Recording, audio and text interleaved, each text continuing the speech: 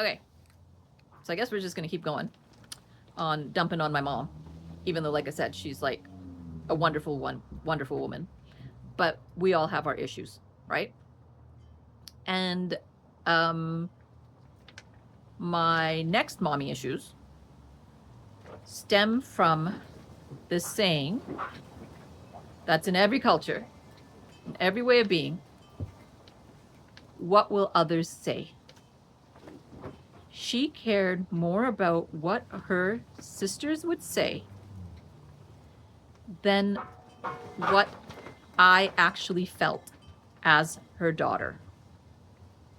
So one of the things that she would often do is tell me that I need to stay out of the sun because I'm too dark.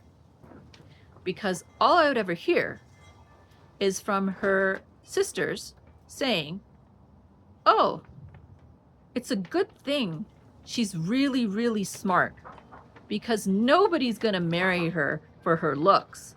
She's too dark-skinned. And if it wasn't for my father, and if it wasn't for my brother, I think my entire self-esteem would have been squashed completely.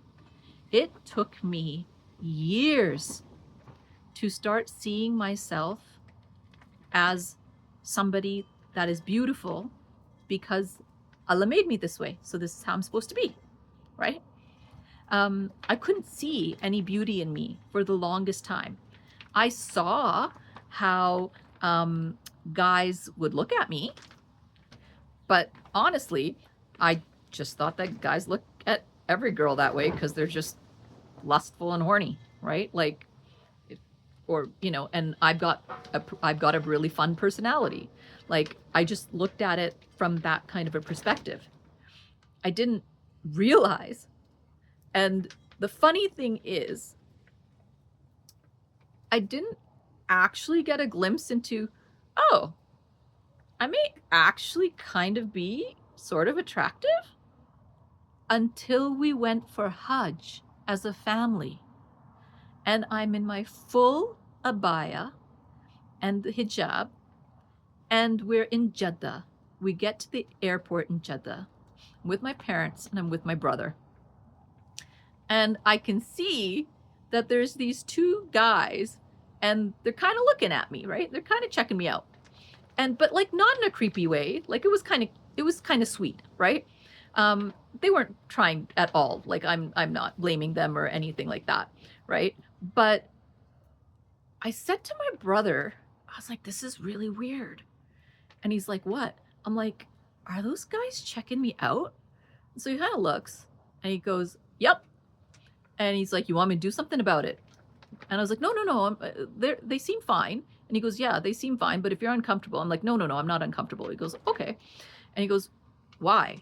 Right? And he's like, and he's looking around, he goes, dude, a lot of people are checking you out. I'm like, really? And he's like, why are you so surprised by this? And I said, well, because right now, I'm wearing a really loose abaya and nobody can see my figure.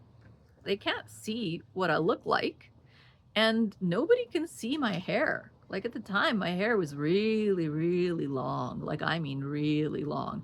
And it was considered beautiful. And I knew it was beautiful, right? So it's like, they can't see the features that make me attractive. And God bless my brother because he has always been my champion when it comes to this.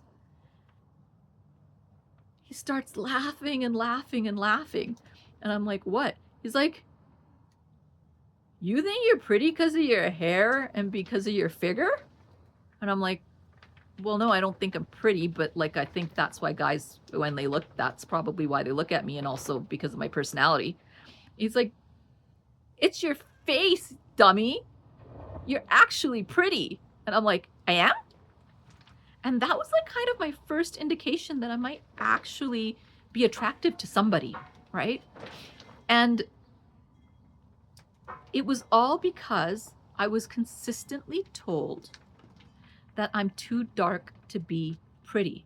And God bless my father and my father's family, because they tried to deprogram that out of me so much. Like, my parents never argued. They were very respectful and very kind, and they could disagree, but they were very good about it. But there were only 2 points where they ever really fought. My mother did not tolerate violence in the house. So her "I will divorce you" point to my dad was, "You will never lay a hand on my son. That will not happen. I will divorce you. There is no violence in this home."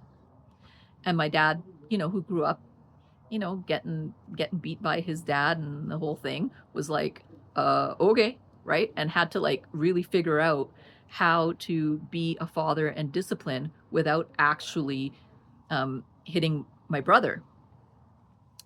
But my dad's point was, and it probably saved my life. I've unfortunately had suicidal ideations in the past. That'll probably be something else I'll talk about at some point. But my dad has probably saved me a number of times. My mom saved me a number of times too. She's the one who paid for all the counseling when I needed it, right? So that saved my life. But my dad saved me in another way, because he looked at my mom and he said, one time only. And she never said it in front of him again. She still did it. And I didn't want to push the issue, so I never ratted her out. I never told my dad that she still might be saying it. You know what I mean? But he very seriously, God rest his soul, may he have the highest Jannat ever. Like, may he be in Jannatul Firdaus, like, honestly, like, for this alone, for saving my life this way. He said to my mother, "You are the biggest blessing that I have ever received in my life. I can't imagine a life without you.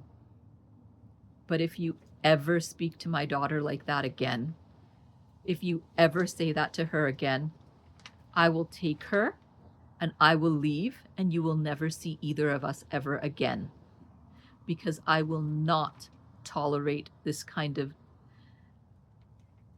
jahil, like ignorant behavior in my home."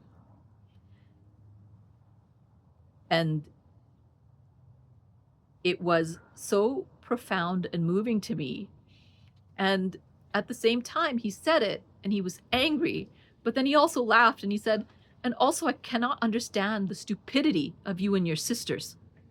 And my mom was like, "What do you mean? Why would you even say, like, like, what are you talking about?" He said, "Our ethnicities, our backgrounds, where we're from, they're different. It's like, look at my family, look at me, look at my mother, look at us. Our skin is very, very fair. We're very, very white. Most people assumed that, that our family, because we're so kind of secular and the way we dressed and the way we acted and stuff, most people assumed all of my first cousins and my dad and everybody included were all like maybe Greek, Italian, Mediterranean, something like that, And so he said, "If she has darker skin, where did it come from? It came from you. It came from your family, and I married you. So how dare you?"